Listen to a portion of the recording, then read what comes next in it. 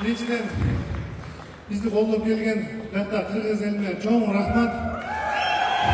Sizlarning qo'llashinglar bizga har doim kuch-quvvat beradi. Katta bizning ағайlarimiz o'tiradi, Azat ағай, Ulug' ағай. Sizlarni ko'rganimizga aldan quvonchdaman ағай. Жана ушул жеңишимди бүткүл кыргыз элине арнаймын.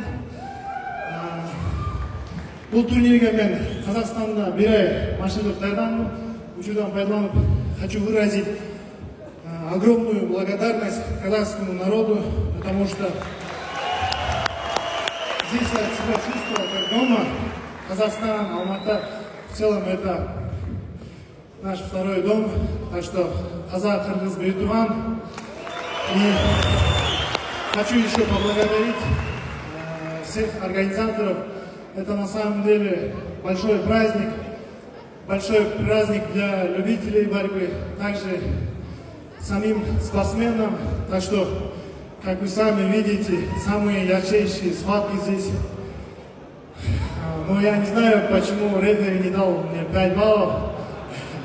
Я думаю, это заслуженный пятибалльный бросок был. Извиняюсь, если